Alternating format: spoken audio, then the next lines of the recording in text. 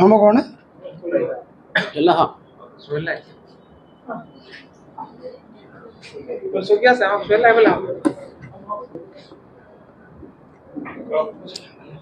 নমস্কাৰ।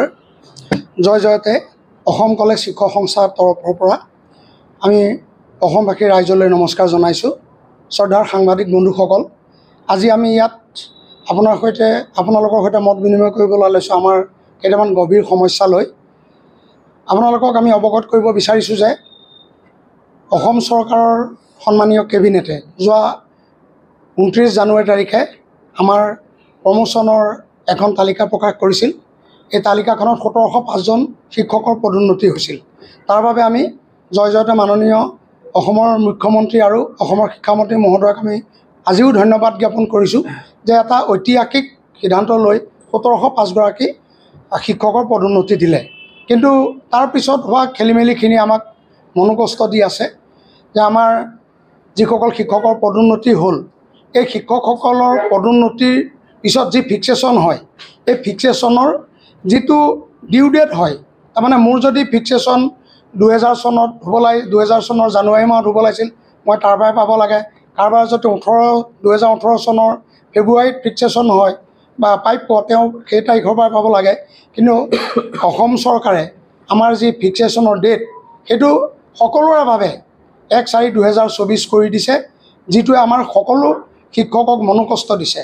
কাৰণ আমাৰ পদোন্নতি পাবলগীয়া শিক্ষক 2020 চনতো আছিল, 22 চনতো আছিল, 23 চনতো আছিল, 24 চনতো আছিল। কিন্তু সকলো শিক্ষকৰ যিটো পদোন্নতি, সেইটো 1/4/2024 কৰি দিয়াৰ কাৰণে আমাৰ যিখিনি পুৰণা শিক্ষকৰ পদোন্নতি, তেওঁলোকে সেই পদোন্নতিৰ বছৰসমূহ হেৰুৱালে।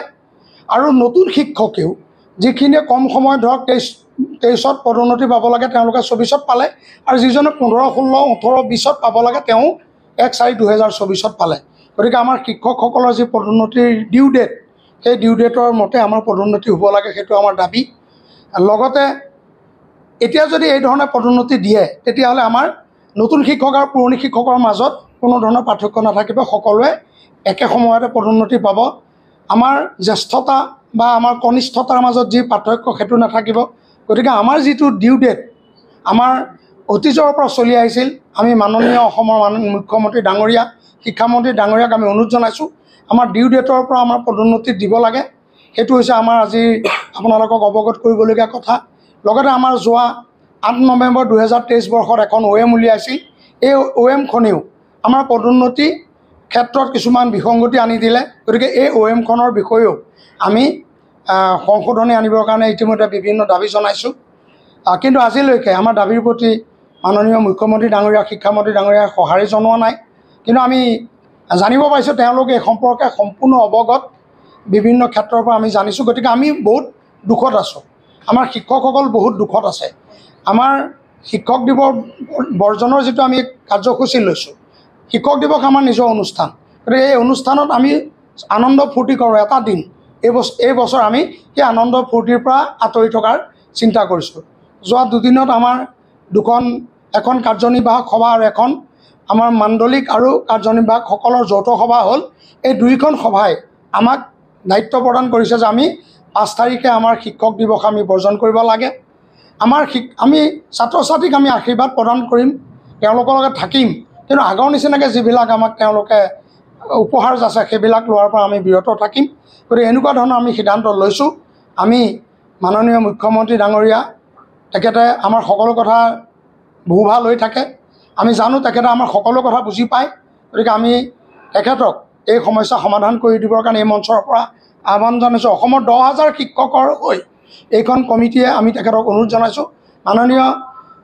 সন্মানীয় আমাৰ যি শিক্ষামন্ত্ৰী মহোদয়, আমি তেখেতকো আমি অনুৰোধ জনাইছোঁ যাতে আমাৰ এই যিখিনি আমি দুটা সমস্যাত আছোঁ, ইয়াৰ লগতে শিক্ষকৰ আৰু বহু সমস্যা আছে, এই সমস্যাবিলাকো সমাধান কৰিব লাগিব। কিন্তু এই দুটা কথাত আমি বেছি গুৰুত্ব দি আমাৰ যাতে শিক্ষকসকলৰ মনোকষ্ট তেখেতে আঁতৰ কৰে, এই কথাটোত আজি আমি ইয়াত আপোনালোকৰ জৰিয়তে তেখেতসকলক আহ্বান জনাইছোঁ। আৰু আমাৰ বাকী কথাখিনি আমাৰ মাননীয় সাধাৰণ সম্পাদক মহোদয়ে দাঙি ধৰিব।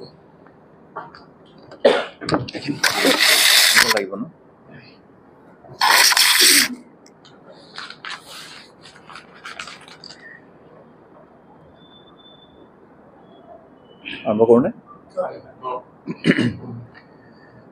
জয়তে আজি এই সভাত উপস্থিত থকা সাংবাদিক বন্ধুসকললৈ আমি আমাৰ ফালৰ পৰা ধন্যবাদ জ্ঞাপন কৰিছোঁ আপোনালোকে আহি আমাক সময় দিয়াৰ কাৰণে। ইতিমধ্যে আমাৰ সংস্থাৰ মাননীয় সভাপতি মহোদয়ে আজি আমি কি কাৰণে এই প্ৰেছ মেলখন আয়োজন কৰিবলগীয়া হ'ল এই বিষয়ে আপোনালোকৰ আগত অৱগত কৰিছে। আপোনালোকৰ মাধ্যমেৰে অসমৰ জনসাধাৰণক অৱগত কৰিবলৈ চেষ্টা কৰিছে। এতিয়া কথাটো এনেকুৱা যে চাওক, আমি প্ৰত্যেকেই জানো বা অসমৰ ৰাইজেও জানে যে ভাৰতবৰ্ষৰ অন্য অঞ্চলৰ লগত অসমৰ যি উচ্চ শিক্ষাৰ অনুষ্ঠানসমূহ, বিশেষকৈ আমাৰ যিবোৰ কলেজ আছে, মহাবিদ্যালয় আছে, এইবিলাক প্ৰতিষ্ঠা হোৱাৰ গোটেই প্ৰচেষ্টা বা গোটেই প্ৰক্ৰিয়া, সেই প্ৰক্ৰিয়াটো সম্পূৰ্ণ বেলেগ ধৰণে অঞ্চলত বেলেগ ধৰণে হয় অসমৰ বাহিৰত। কিন্তু অসমত কি হয়, আমাৰ ৰাইজে নিজৰ গাঁঠিৰ ধন ভাঙি নিজেই মাটি প্ৰদান কৰি তেনেদৰে একোটা উচ্চ শিক্ষাৰ অনুষ্ঠান গঢ়ি তোলে। অসমত বেছিভাগ কলেজেই তেনেদৰে ৰাইজে গঢ়ি তোলা কলেজ। আৰু পৰ্যায়ক্ৰমে সময়ৰ মূৰত কি হয় যে সেই শিক্ষানুষ্ঠানবিলাকক নতুন প্ৰগ্ৰেম, নতুন কোৰ্চ খুলিবলগীয়া হয় আৰু তাৰ কাৰণে শিক্ষকৰ প্ৰয়োজন হয়।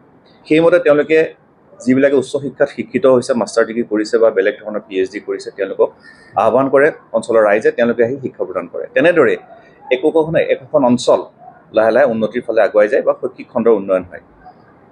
আৰু কেৱল সমস্যাটো এইটোৱে হয় যে চৰকাৰে তেওঁলোকক চাকৰিসমূহ নিয়মীয়া কৰোঁতে কেতিয়াবা সময় লয়। এতিয়া চাওক, আমাৰ অসমত বহুত কলেজ প্ৰাদেশিকৰণ হৈছে 2013 চনত বা তাৰ পিছত। গতিকে আৰু বিভিন্ন যিবোৰ পুৰণি আমাৰ মহাবিদ্যালয় আছে, সেই মহাবিদ্যালয়বিলাকতো বহুতো শিক্ষকৰ চাকৰি নিয়মীয়াকৰণ হওঁতে বহুদিন লাগিছে। তেওঁলোকে 10 বছৰ 15 বছৰমান অতি কম বেতনেৰে চাকৰি কৰিছে আৰু তাৰপিছত তেওঁলোকৰ চাকৰি নিয়মীয়া হৈছে। ঠিক তেনেকৈ 2013 বা তাৰপিছত যিবোৰ কলেজ প্ৰাদেশিকৰণ হৈছে, সেইবোৰ কলেজৰ শিক্ষকসকলৰ কি হৈছে, বহু বছৰ ধৰি তেওঁলোকে অতি কম বেতনত চাকৰি কৰিছে। কৰি তেওঁলোকৰ জীৱনৰ যিখিনি মূল্যৱান সময়, সেইখিনি তেওঁলোকে কিন্তু ছাত্ৰ ছাত্ৰীৰ কাৰণে, সমাজখনৰ কাৰণে তেওঁলোকে দি আহিছে, সমাজকে তেওঁলোকে সেৱা আগবঢ়াই আহিছে। গতিকে তেওঁলোকৰ চাকৰি বহুত দেৰিকৈ নিয়মীয়া হৈছে। গতিকে তেওঁলোকে চাকৰি জীৱনকাল 10 বছৰ 15 বছৰ বা অতি বেছি 20 বছৰ পায়। তেনেস্থলত যদি তেওঁলোকৰ যিটো প্ৰমোশ্যন, সেই প্ৰাপ্য সময়মতে যদি তেওঁলোকে নাপায়, যেনে ইতিমধ্যে সভাপতি মহোদয়ে কোৱাৰ দৰে যে এজন আমাৰ চাকৰিয়ালে 45 বছৰ বয়সত 2013 চনত তেওঁৰ চাকৰি নিয়মীয়া হ'ল। এতিয়া নিয়মমতে 2013 চনৰ পৰা 6 বছৰৰ পিছত 2019 চনত তেখেতে প্ৰথমটো প্ৰমোশ্যন পাব লাগে। তাৰপিছত তাৰ লগত যদি আমি 5 বছৰ যোগ কৰোঁ, 2024ত তেওঁ দ্বিতীয় প্ৰমোশ্যনটো পাব লাগে। ইয়াৰ লগত আৰু 3 বছৰ যোগ কৰিলে 2027 চনত তেখেতে তৃতীয় প্ৰমোশ্যন, তাৰমানে এছ'চিয়েট প্ৰফেচাৰ পাব লাগে। কিন্তু চৰকাৰে 29 জানুৱাৰীত যিখন লিষ্ট পাব্লিছ কৰিলে, যিখন লিষ্ট উলিয়ালে, সেইখনত দিছে যে সকলোৱে প্ৰমোশ্যন একেলগে 1/4/2024ত পাব, তাৰমানে 1 এপ্ৰিলত পাব। এতিয়া চাওকচোন, সেই তেওঁলোকৰ নিচিনা যিবোৰ শিক্ষক আছে, তেওঁলোকৰ কি অৱস্থা হ'ব? তেওঁলোকে যদি 2013ত নিয়মীয়া হোৱাৰ পিছত চাকৰি 2013ৰ পৰা আমি যদি 6 যোগ কৰোঁ, 2019 চনত তেওঁ প্ৰথম প্ৰমোশ্যনটো পাব লাগিছিলে, 2024ত তেওঁ দ্বিতীয় প্ৰমোশ্যনটো পাব লাগিছিলে। তেওঁ প্ৰথম প্ৰমোশ্যনটোহে পাব 2024ত। তাৰমানে তেওঁৰ জীৱনৰ যে 5 বছৰ, তাৰ আগতেতো তেওঁ বহুত বছৰ হেৰুৱালেই, কাৰণ তেওঁৰ চাকৰি নিয়মীয়া হৈছে 2013 চনত। তাৰ আগতে তেওঁ 10 বছৰমান কাম কৰিছে বিনা বেতনেৰে, অতি কম বেতনেৰে। তাৰপিছতো তেওঁ আৰু 5 বছৰ তেওঁ হেৰুৱালে। ফলত কি হ'ব, তেওঁ ৰিটায়াৰ হৈ যাব, কিন্তু জীৱনত যিকেইটা প্ৰমোশ্যন পাব লাগে, তেওঁ শিক্ষা খণ্ডলৈ যি সেৱা আগবঢ়ালে, তাৰ সেই কাৰণে তেওঁ যিখিনি প্ৰমোশ্যন পাব লাগে, সেই প্ৰমোশ্যনকেইটা তেওঁ নাপাব, তাৰ পৰা বঞ্চিত হ'ব। আৰু চব আমাৰ মানুহখিনি, এই নতুন মানুহ গোটেইখিনি আছে NPSৰ আওতাত আছে। গতিকে আগৰ পুৰণি পেঞ্চন ব্যৱস্থাৰ নিচিনাকৈ এওঁলোকৰ কাৰণে পেঞ্চন বা আমাৰ কাৰণে পেঞ্চন নিশ্চিত নহয়। গতিকে আমাৰ চেল্ফ কণ্ট্ৰিবিউটৰী হয়। NPSৰ যিটো ছিষ্টেম, তাত কি হয়, তেওঁ দৰমহাৰ পৰা এটা কণ্ট্ৰিবিউশ্যন যায়, তাৰ ওপৰত তেওঁ পেঞ্চনটো নিৰ্ভৰ কৰে। গতিকে যদিহে তেওঁ প্ৰমোশ্যন নহয়, তেওঁৰ দৰমহা যদি কমি থাকে, তেওঁ অৱসৰী জীৱনত কি হ'ব? গতিকে এই যিটো ব্যৱস্থা আহিছে, এই ব্যৱস্থাটোৱে আমাৰ শিক্ষকসকলৰ অৱসৰী জীৱনৰ প্ৰতি এটা ভাবুকি কঢ়িয়াই আনিছে, এটা অনিশ্চয়তা কঢ়িয়াই আনিছে। গতিকে এই ক্ষেত্ৰত আমি সেইকাৰণেই এইখন কাৰ্যনিৰ্বাহক সমিতিয়ে যেতিয়া আমি কাৰ্যভাৰ গ্ৰহণ কৰিলোঁ, কাৰ্যভাৰ গ্ৰহণ কৰাৰ পিছত আমি যোৱা 4 মাৰ্চ তাৰিখেই অসম চৰকাৰলৈ এই বিষয়ে আমি এখন মেমৰেণ্ডাম আমি পঠাইছিলোঁ। তাৰপিছতো পৰ্যায়ক্ৰমে আমি অসম চৰকাৰৰ উচ্চপদস্থ বিষয়াসকল, মাননীয় শিক্ষামন্ত্ৰী ডাঙৰীয়া আৰু তাৰপিছত আমি মুখ্যমন্ত্ৰী ডাঙৰীয়ালৈকো আমি পত্ৰ পঠাইছোঁ যে আমাৰ লগত বহক, আহক, এই সমস্যাখিনি আমাক সমাধান কৰি দিয়ক। আৰু এনেকুৱা নহয় যে তেওঁলোকৰ ফালৰ পৰা কোনো ধৰণৰ যোগাত্মক আমি মন্তব্য বা যোগাত্মক কোনো মনোভাৱ আমি দেখা নাই, তেনেকুৱাও নহয়। আমাক উচ্চ শিক্ষাৰ যিসকল উচ্চপদস্থ বিষয়া আছে, ডাইৰেক্টৰ হায়াৰ এডুকেশ্যন বা আমাৰ কমিশ্যনাৰ ছেক্ৰেটাৰী হায়াৰ এডুকেশ্যন, তেওঁলোক সকলোৱে কিন্তু যথেষ্ট যোগাত্মকভাৱেই আমাৰ লগত কথা পাতিছে, তেওঁলোকৰ সমস্যাবিলাকো বুজি পাইছে। ঠিক তেনেকৈ শিক্ষামন্ত্ৰী ডাঙৰীয়াও আমাৰ লগত যেতিয়াই অনানুষ্ঠানিকভাৱে য'তেই লগ পাইছে, কথা পাতিছে, তেতিয়াও তেখেতে কিন্তু যথেষ্ট মনোযোগেৰে আমাৰ কথা বতৰাবিলাক শুনিছে। কিন্তু আমি বিচাৰিছোঁ যে তেওঁলোকে অনানুষ্ঠানিক নহয়, আনুষ্ঠানিকভাৱে আমাৰ লগত বহক, আনুষ্ঠানিকভাৱে আমাৰ পৰা আমাৰ কথাখিনি শুনক, যে আমাৰ কথাত যুক্তি আছেনে নাই তেওঁলোকে বিচাৰ কৰি চাওক। কাৰণ এয়া আমি অতিৰিক্তভাৱে একো বিচৰা নাই, এয়া আমাৰ প্ৰাপ্য। প্ৰমোশ্যন সময়মতে পোৱাটো এইটো প্ৰাপ্য, সেইটো আমি অতিৰিক্তভাৱে একো বিচৰা নাই চৰকাৰৰ পৰা। আমাৰ যিটো প্ৰাপ্য সেইটোৱে দিয়ক, সেই প্ৰাপ্য পালেই আমি সুখী, সেই প্ৰাপ্য পালে আমি সুখী।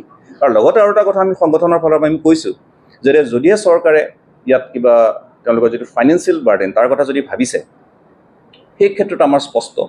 আমি কৈছোঁ যে 1/4/2024 পৰাই যিসকলে যেনেদৰে তেওঁলোকে ছিনিয়ৰিটিটো কাউণ্ট হওক, জ্যেষ্ঠতাটো হিচাপ হওক, সেই জ্যেষ্ঠতা অনুযায়ী তেওঁলোকে যি দৰমহা পাব সেয়াই পাওক। তাৰ আগৰ পইচাৰ কথা বা তাৰ আগৰ যিখিনি এৰিয়াৰৰ কথা সেইটো আমাৰ মানুহে কোৱাই নাই। গতিকে আমি সেইখিনি আমি চৰকাৰৰ কাৰণে এই মুহূৰ্তত ছেক্ৰিফাইচ কৰিবলৈ সাজু আছোঁ। কেৱল আমি বিচাৰিছোঁ যে আমাৰ যিটো জ্যেষ্ঠতা আমাৰ শিক্ষকসকলে পাব লাগে, সেই জ্যেষ্ঠতাৰ লগত তেওঁলোকৰ সন্মান জড়িত হৈ আছে।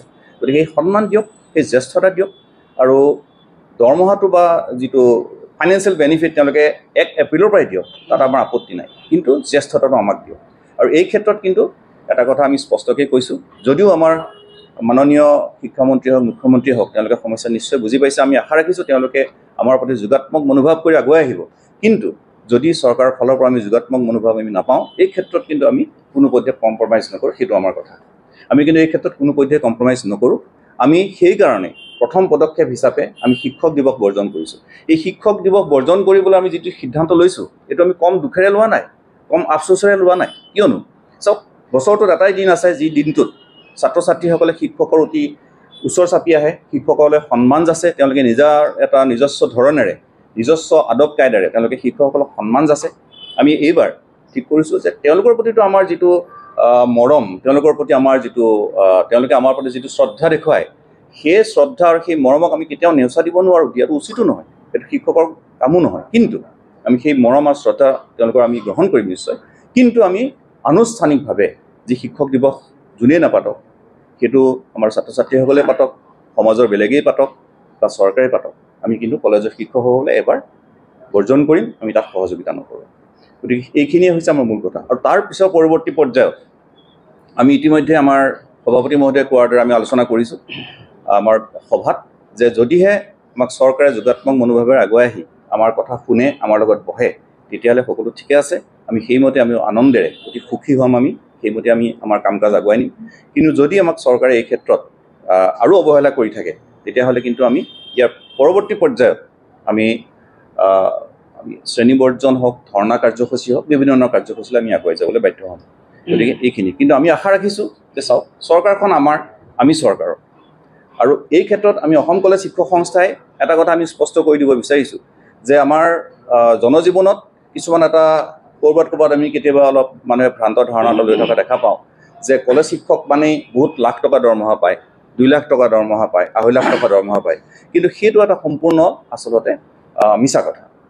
সেই এটা মিছা কথাৰে আচলতে সমাজৰ বহুত মানুহ হয়তো ভুল পথে পৰিচালিত হৈ আছে, বিভ্ৰান্ত হৈ আছে। কিন্তু আজিৰ দিনত আমাৰ বেছিভাগেই হৈছে এছিষ্টেণ্ট প্ৰফেচাৰ, তেওঁলোকে প্ৰমোশ্যন নোপোৱাকৈ আছে, বেছিভাগে দৰমহা কিন্তু 1 লাখ টকাৰ তলতহে। গতিকে বহুত ছিনিয়ৰ মানুহ আছে যি ধৰক এতিয়া 50 বছৰ বয়স হৈ গ'ল, 55 বছৰ বয়স হ'ল, ৰিটায়াৰ হ'ব 4 বছৰ, 5 বছৰ, 6 বছৰৰ পিছত, তেওঁলোকে কিন্তু এতিয়াও মাত্ৰ 55,000 টকাতে চাকৰি কৰি আছে। তেনেকুৱা আৰু কণ্ট্ৰেকচুৱেলখিনি কথাটো নকওঁৱেই বাৰু, 27,000 টকাত আছে। গতিকে তেনেকুৱা ধৰণৰ পৰিৱেশৰ মাজতে আচলতে আমাৰ কলেজ শিক্ষকসকল বহুত সংখ্যক আছে। আমি সেইবিলাকৰ সমস্যা সমাধান হোৱাটোৱে বিচাৰিছোঁ। গতিকে আমাৰ এতিয়া পৰহিলৈ যিটো আমাৰ শিক্ষক দিৱসৰ কাৰ্যসূচী, সেই অহা 5 তাৰিখৰ যিটো শিক্ষক দিৱসৰ কাৰ্যসূচী, সেই কাৰ্যসূচী আমাৰ এনেধৰণৰ হ'ব যে আমি সেইদিনা কলা বেজ পৰিধান কৰি থাকিম আৰু শিক্ষক দিৱস আমি সম্পূৰ্ণৰূপে বৰ্জন কৰিম। 11 বজাত আমাৰ শিক্ষকসকলৰ মাজত এখনি প্ৰতিবাদী সভা আয়োজন কৰা হ'ব। তাত আমি আলোচনা কৰিম যে আমাৰ কি কাৰণে আমি আজি শিক্ষক দিৱস বৰ্জন কৰিছোঁ বা ভৱিষ্যতে আমি কেনেকুৱা ধৰণৰ কাৰ্যসূচী গ্ৰহণ কৰিম। আমাৰ কলেজৰ প্ৰত্যেকখন কলেজতে সেয়া অনুষ্ঠিত হ'ব। তাৰপিছতে আমি সমাজৰ বিভিন্ন স্তৰৰ মানুহবিলাকক বা আমাৰ জনসাধাৰণক আমি অৱগত হ'বৰ কাৰণে আমি এখন আমাৰ ফালৰ পৰা প্ৰচাৰ পুস্তিকা এখন আমি প্ৰেৰণ কৰিম আৰু লগতে আমি সেইদিনা আমাৰ যি ছাত্ৰ ছাত্ৰীসকল আছে তেওঁলোকে আমাক যি সাধাৰণতে আমাক যেনেধৰণে আদৰণি জনায় বা শিক্ষক দিৱস বুলি বা যেনেধৰণে সভা পাতি আমাক যেনেদৰে তেওঁলোকে সম্বৰ্ধনা জনায় সেই সম্বৰ্ধনা বা আদৰণি আমি কিন্তু সেইদিনা গ্ৰহণ নকৰোঁ আৰু সেইটো আমি অত্যন্ত যদিও ব্যথিত হৈছোঁ কিন্তু সেইটো আমি বাধ্য হৈছোঁ কিয়নো সেইদিনা আমাক সন্মান যাচে তেওঁলোকে ছাত্ৰ ছাত্ৰীটো আমাক সদায় সন্মান কৰে কিন্তু শিক্ষকসকলক চৰকাৰেও সন্মান কৰাটো আমি বিচাৰোঁ কাৰণ এখন কল্যাণকামী ৰাষ্ট্ৰত শিক্ষকসকলক সন্মান কৰাটো চৰকাৰৰ এটা প্ৰধান দায়িত্ব হয় আৰু চৰকাৰে সেই সন্মানটো আমাক আচলতে যিটো প্ৰাপ্য আমাৰ যি প্ৰমোচন সেই প্ৰমোচন দিলে কিন্তু আমি বহুতখিনি সুখী হ'ম যে আমাক সন্মান অন্ত যাচিছে জ্যেষ্ঠজনক জ্যেষ্ঠ সন্মান দিয়ক যিজন জ্যেষ্ঠতা সেই জ্যেষ্ঠতা প্ৰদান কৰিলে তেওঁ সেই সন্মানটো পাব গতিকে আমি সেইকাৰণে আচলতে এই শিক্ষক দিৱসৰ দৰে এটা কাৰ্যসূচী গ্ৰহণ কৰিবলৈ আমি শিক্ষক হৈও বাধ্য হৈছোঁ লগতে আৰু এটা কথা সংযোগ কৰিব বিচাৰিছোঁ যে আমি কলেজ শিক্ষক সংস্থাই কেৱল এই যে শিক্ষাদান বা আমি শৈক্ষিক খণ্ডৰ উন্নয়নৰ কাৰণে কাম কৰিছোঁ তেনেকুৱা নহয় আমাৰ এইখন কাৰ্যনিৰ্বাহকে ইতিমধ্যে আমি কেইবাটাও পৰিকল্পনা হাতত লৈছোঁ যেনে ধৰক অসমত যি এটা ব্যাধি কেঞ্চাৰ ৰোগ সেই কেঞ্চাৰ ৰোগ দূৰ কৰা বা কেঞ্চাৰ ৰোগীৰ সহায়ৰ কাৰণে যিকেইটা সংগঠন আছে সেই সংগঠনকেইটাৰ লগত আমি বুজাবুজি চুক্তি কৰিবলৈ আগবাঢ়িছোঁ ইতিমধ্যেই বি বৰুৱা কেঞ্চাৰ ইনষ্টিটিউটত হোৱা এখন সভাত আমাৰ অসম কলেজ শিক্ষক সংস্থাৰ আমি নেতৃত্ব আমি কেইজনমানে গৈ যোগদান কৰিছিলোঁ তেওঁলোকৰ লগত একেলগে কাম কৰাৰ কাৰণে আমি পৰিকল্পনা কৰিছোঁ ইতিমধ্যে অনলাইন মাধ্যমত এখন সভা অনুষ্ঠিত হৈছে প্ৰতিশ্ৰুতি কেঞ্চাৰ এণ্ড পেলিয়েটিভ ট্ৰাষ্টৰ লগত তেওঁলোকেও অসমৰ যিসকল কেঞ্চাৰ ৰোগী আছে তেওঁলোকৰ কাৰণে কাম কৰি আছে ইতিমধ্যে দীপশিখা ফাউণ্ডেশ্যন তেওঁলোকৰ চেয়াৰমেন দেৱাশিষ শৰ্মা তেখেতৰ লগতো আমি যোগাযোগ কৰিছোঁ যে আমি একেলগে কাম কৰিম আমি অসমৰ স্বাস্থ্যখণ্ডৰ কাৰণেও কাম কৰিবলৈ ওলাই আহিছোঁ গতিকে আমি বিভিন্ন ধৰণৰ তেনেকুৱা ধৰণৰ আমি পৰিকল্পনা হাতত লৈছোঁ আৰু এই গোটেই পৰিকল্পনাত আমাৰ অসমৰ প্ৰত্যেকজন কলেজ শিক্ষকে নিজৰ যি শিক্ষাদান পাঠদান কাৰ্যসূচী আছে সেইখিনিৰ উপৰিও এইখিনি কাম তেওঁলোকে কৰিবলৈ সাজু আছে গতিকে এই শিক্ষকসকলক মানসিকভাৱে তেওঁলোকক সাহস দিয়াটো মই ভাবোঁ যে চৰকাৰ এখনৰ দায়িত্ব আমাৰ অভিভাৱক হিচাপে তেওঁলোকৰ এইটো দায়িত্ব গতিকে সেইখিনি কৰিব বুলি আমি আশাবাদী এইখিনিয়ে আমি বিচাৰিছোঁ চৰকাৰৰ পৰা ধন্যবাদ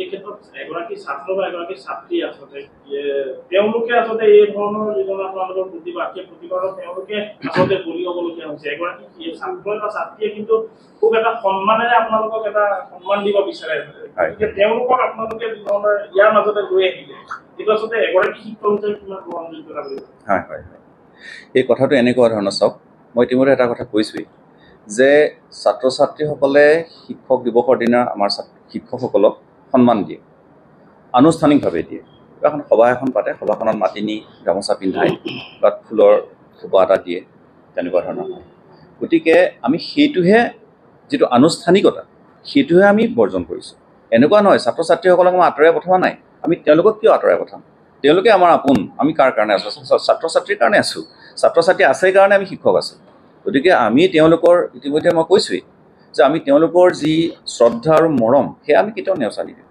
সেয়া আমি তেওঁলোকৰ লগতে থাকিম কিন্তু আমি আনুষ্ঠানিকতা বৰ্জন কৰিছোঁ এইকাৰণেই যে সেইটো আমাৰ প্ৰতীকী প্ৰতিবাদ কাৰণ তেওঁলোকে আমাক সন্মান দি আছে কিন্তু চৰকাৰে যে সন্মান দিয়া নাই আৰু লগতে আমি এটা বাৰ্তা প্ৰেৰণ কৰিব বিচাৰিছোঁ আমাৰ ছাত্ৰ সমাজলৈ আমাৰ সমাজৰ প্ৰত্যেকজন ব্যক্তিলৈ সেইটো হৈছে কি এই যে আমি শিক্ষক দিৱস বৰ্জন কৰিছোঁ প্ৰতিবাদী কাৰ্যসূচী এটা ল'বলৈ গৈ আছোঁ এইটো কিন্তু কেৱল আমি কলেজ শিক্ষকৰ কাৰণে নহয় ভৱিষ্যতৰ প্ৰজন্মৰ কাৰণে কাৰণ আজিৰ যি ছাত্ৰ সি ভৱিষ্যতে তেওঁই শিক্ষক হ'ব গতিকে আজি যদি তেওঁলোকে এটা দিন মনত কষ্ট পালে 2 ঘণ্টা 3 ঘণ্টা মনত কষ্ট পালে ই যদি তেওঁলোকৰ ভৱিষ্যত জীৱনটো সুন্দৰ কৰি তোলে তেতিয়াহ'লে সেইটো কৰিবৰ কাৰণে আচলতে মই ভাবোঁ প্ৰতিজন সচেতন ছাত্ৰ ছাত্ৰী সাজু থাকিব ক'বলৈ গ'লে শিক্ষকগৰাকীৰ যোনটো স্বাৰ্থ এক প্ৰকাৰ আচলতে ক'বলৈ সেইটো বেয়া কিন্তু স্বাৰ্থত আচলতে এইটো ৰাজহুৱা স্বাৰ্থ তাৰমানে এনে যদি নহয় তেখেতে যিটো কৈছে যদি আমি কওঁ যে এইটো স্বাৰ্থ তেতিয়া এইটো শিক্ষকৰ স্বাৰ্থই নহয় এইটো ৰাজহুৱা স্বাৰ্থ আমি যিটো কওঁ যে মানে সমাজখনৰ স্বাৰ্থ আমি যিটো কাম কৰিবলৈ গৈছোঁ বা যেনেকুৱা কাম আমি কৰি আছোঁ গোটেইখিনি কিন্তু সমাজৰ প্ৰত্যেকজন ব্যক্তি ইয়াৰ লগত জড়িত হৈ আছে কাৰণ আমি শিক্ষক আজি মই আছোঁ কাইলৈ মই নাই মই ৰিটায়াৰ হ'ম আমাৰ সভাপতি মহোদয় ৰিটায়াৰ হ'ব আমাৰ ছাত্ৰ ছাত্ৰীসকলেতো ভৱিষ্যতে শিক্ষক হ'ব তেওঁলোকেতো এইখিনি সমস্যাৰ মুখামুখি হ'ব আমি তেওঁলোকৰ কাৰণেও কৰি আছোঁ শিক্ষক দিৱসৰ দিনা আপোনাক কি কয় গামোচাখন ঘূৰাই দিব আপোনালোকে আমি ঘূৰাই দিম ঘূৰাই নহয় আমি গ্ৰহণ ঘূৰাই দিয়া নহয় গ্ৰহণ নকৰোঁ আৰু কৈছে একেখন কলেজৰে এজন শিক্ষকে নহয় জানো সেইকাৰণে আমি জনাইছো যে আমি নকৰোঁ যাতে তেনেকুৱা পৰিৱেশ নহয় তেওঁলোকে বুজি পাব যে এইবাৰ নাই শিক্ষাসকলৰ মনত আছে কাৰণ একেখন কলেজৰে কিছুমান ইতিমধ্যে মুখ্যমন্ত্ৰীয়ে গোটেই বিষয়টোৰ ওপৰত মন্তব্য কৰিছে আপোনালোকে শুনিছে গতিকে মুখ্যমন্ত্ৰীৰ ওপৰত যদি প্ৰতিক্ৰিয়া কি ধৰণৰ হ'ব আমি যিটো প্ৰতিক্ৰিয়া তেখেতে কৰিছে আমি সঁচাকৈ ভাল লাগিছে এইকাৰণে যে আমাৰ বিষয়টো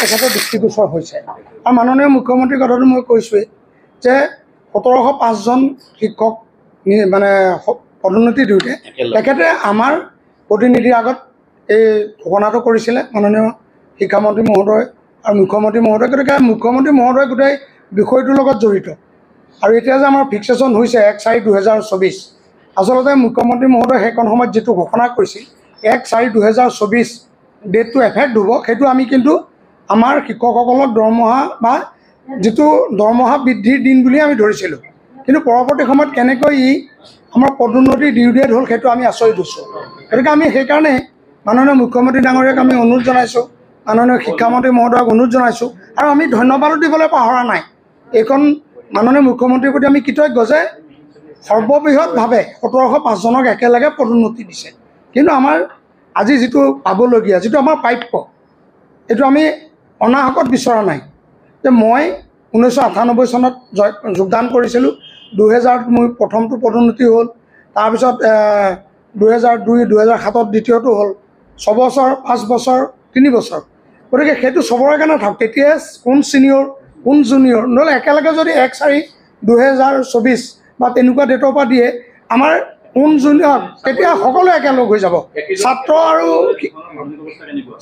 শিক্ষকৰ যিটো পদোন্নতিৰ দিন সেইটো একে হৈ যাব গতিকে সেইটো নিয়ম মাফিক কথা UGCয়েও কৈছে 2000 জুনৰ 20 তাৰিখে এখন UGCৰ ৰেগুলেশ্যন ওলাইছে তাতো কৈছে যে শিক্ষকসকলৰ পদোন্নতি ডিউ ডেটৰ পৰাই হ'ব আৰু এই বাৰ্তাটো ইতিমধ্যে বা সেই কাগজখন আমাৰ ইতিমধ্যে DSC মহোদয়াক আমি দিছোঁ আৰু আমাৰ মাননীয় সাধাৰণ সম্পাদক ডাঙৰীয়াই যেনেকৈ কৈছে যে বিষয়াসকলৰ আমাৰ প্ৰতি কিন্তু এটা যোগাত্মক মনোভাৱ আছে বা মাননীয় উচ্চ শিক্ষাধিকাৰ মহোদয়া বা আমাৰ যি সচিব উচ্চ শিক্ষাৰ সচিব তেখেতসকলে গোটেই বিষয়বিলাকৰ লগত জড়িত আৰু ভাল এটা মনোভাৱ আছে আমাৰ মাননীয় শিক্ষামন্ত্ৰী মহোদয়ক আমি অনুৰোধ জনাইছোঁ মাননীয় মুখ্যমন্ত্ৰী ডাঙৰীয়াক অনুৰোধ জনাইছোঁ যে আমাৰ যিটো প্ৰাপ্য এই প্ৰাপ্যটো আমাক ঘূৰাই দিয়ক আমি সুখী হ'ম শিক্ষক দিৱসৰ যোনটো বৰ্জন সেইটোক লৈ মুখ্যমন্ত্ৰীৰ পৰা প্ৰতিক্ৰিয়া দিছে মই সেইটো আমি কৈছোঁ তেখেতে জানিছে আমি সুখী হৈছোঁ তাৰমানে তেখেতে কথাটো গম পাইছে যে মুখ্যমন্ত্ৰীয়ে মানি লৈছে মুখ্যমন্ত্ৰী মই এটা কথা কৈছোঁ মাননীয় মুখ্যমন্ত্ৰী ডাঙৰীয়াই গোটেই অসমৰ জনসাধাৰণৰ কাৰণে চিন্তিত আমিও অসমৰ উচ্চ শিক্ষাক বা শিক্ষা জগতত মুখ্যমন্ত্ৰীৰ যিটো সপোন অসমক 5খন ৰাজ্যৰ ভিতৰত স্থাপন কৰা অসম কলেজ শিক্ষক সংস্থাই তেখেতৰ সপোনৰ লগত জড়িত 2020 চনত যেতিয়া নতুন শিক্ষানীতি আহিছিল অসম কলেজ শিক্ষক সংস্থাই অসমৰ শিক্ষা বিভাগ আৰু মাননীয় মুখ্যমন্ত্ৰীৰ যিটো সপোন সাকাৰ কৰিবৰ কাৰণে আমি সকলোৱে লাগি গৈছিলোঁ সেইটো মাননীয় মুখ্যমন্ত্ৰী ডাঙৰীয়াই জানে গতিকে আমি সেইকাৰণে তেখেতসকলৰ ওপৰত বিশ্বাস আছে যে আমাৰ এই সমস্যাটো তেখেতে অনতি বিলম্বে সমাধান কৰি দিব কিমান শিক্ষকে আপোনালোকে একেলগে প্ৰতিবাদ কৰিব ৰাজ্যৰ আমাৰ 10,000 প্ৰায় 10,000 শিক্ষক আছে 10,000 শিক্ষক সকলোৱে এইটো মানে সকলোৱেই আমাৰ সংস্থা এটা গতিকে আমি ইয়াত কোনো কাৰো একো দ্বিমত নাই যিহেতু আমাৰ কেন্দ্ৰীয় কাৰ্যনিৰ্বাহক সভাক চূড়ান্ত সিদ্ধান্ত দিছিল আৰু যোৱাকালি আমাৰ মাণ্ডলিক সভা আৰু কেন্দ্ৰীয় কাৰ্যনিৰ্বাহকৰ যৌথ সভা আলোচনা হৈছে তাতো আমাক একমত প্ৰকাশ কৰিছে যে আপোনালোকে শ্ৰেণীবৰ্জন যিটো সিদ্ধান্ত লৈছে আমি সকলোৱে সমৰ্থন জনাইছোঁ শিক্ষক দিৱস বৰ্জনৰ যিটো সিদ্ধান্ত লৈছে সেইটোত সহমত আগবঢ়াইছে এই মানে বিশেষ দিনটো এই যিটো তাৎপৰ্যপূৰ্ণ দিনটো যদি আপোনালোকে ছাত্ৰ ছাত্ৰীখিনিক বঞ্চিত কৰে তাৰ কাৰণে চৰকাৰে আপোনালোকৰ কথা সেই বিশেষ দিনটোত আপোনালোকে বৰ্জন কৰাৰ কাৰণে মানি ল'ব বুলি ভাবেনে ছাত্ৰ ছাত্ৰীকতো হেৰি কৰাৰ কোনো কথাই নাই আমিতো ছাত্ৰ ছাত্ৰীক আমাৰ মৰম আশীৰ্বাদৰ পৰা বঞ্চিত কৰিব বিচৰা নাই কিন্তু আমি যেতিয়া দুখত থাকিম তেতিয়া আমি উপহাৰ লৈ আমাৰ আনন্দ লাগিব জানো চাওক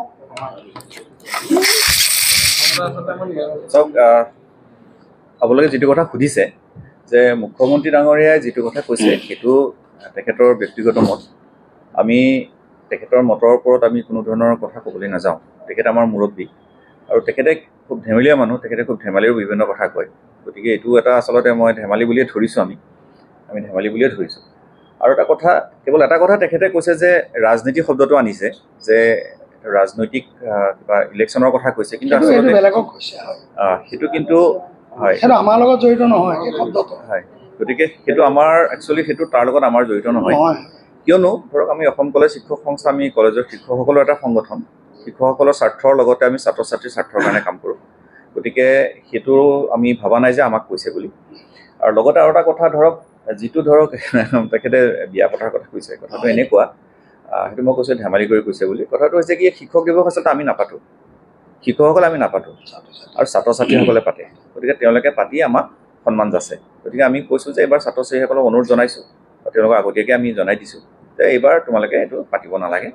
তোমালোকৰ শ্ৰদ্ধা আমাৰ প্ৰতি সদায় আছে আমি জানো, আৰু আমাৰ মৰম যি থাকিব তোমালোকৰ সদায় থাকিব।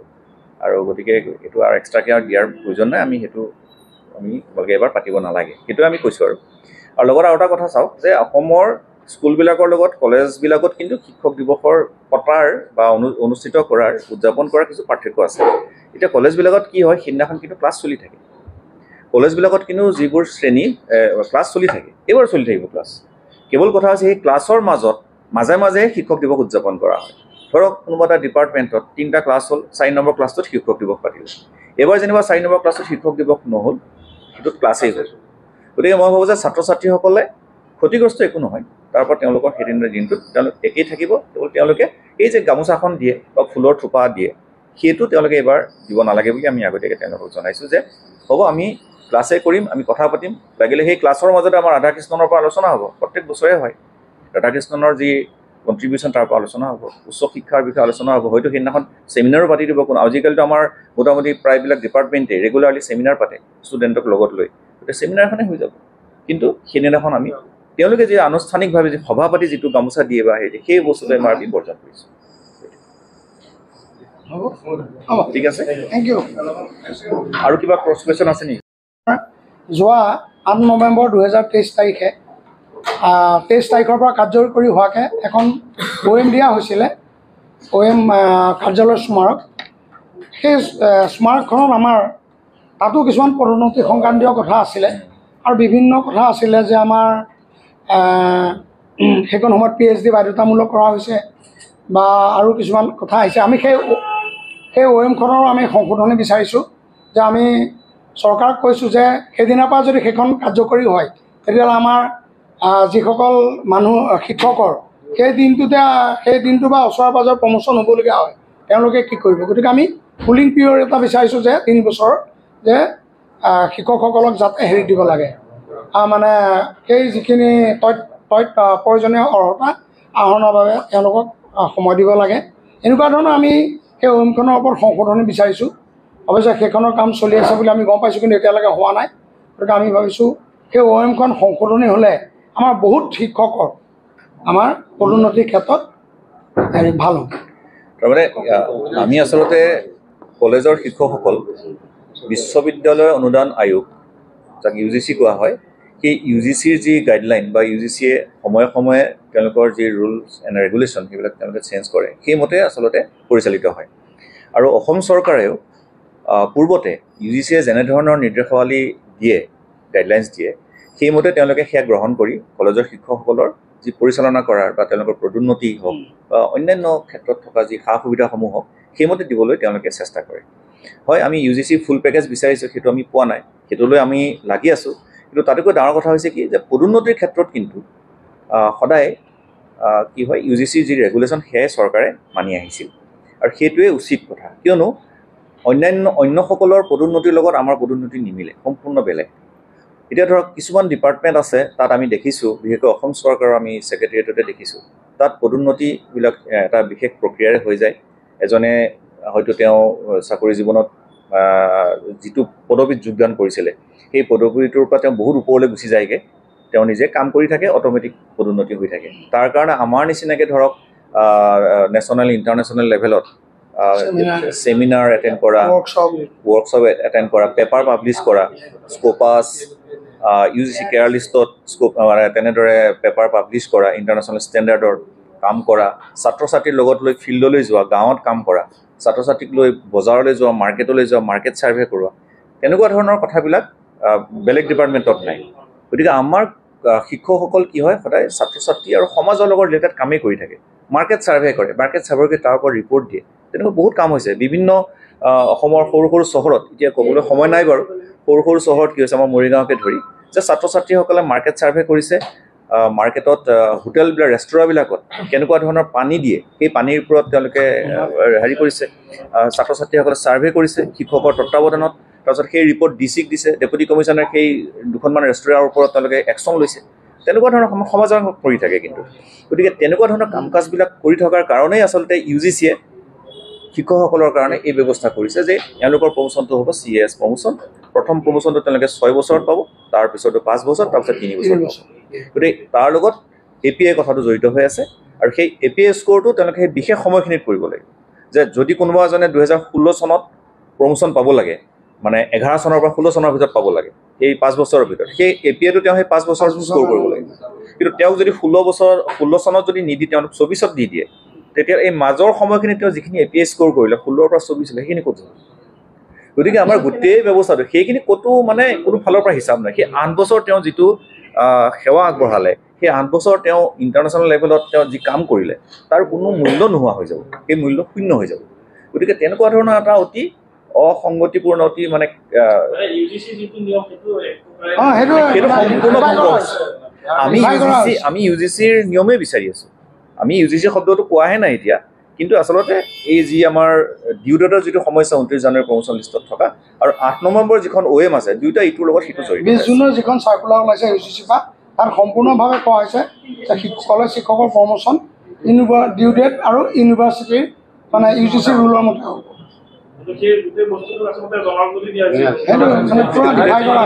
গোটেইটো ভংগ কৰা হৈছে। তাৰ ওপৰত বেছ কৰি এখন নতুন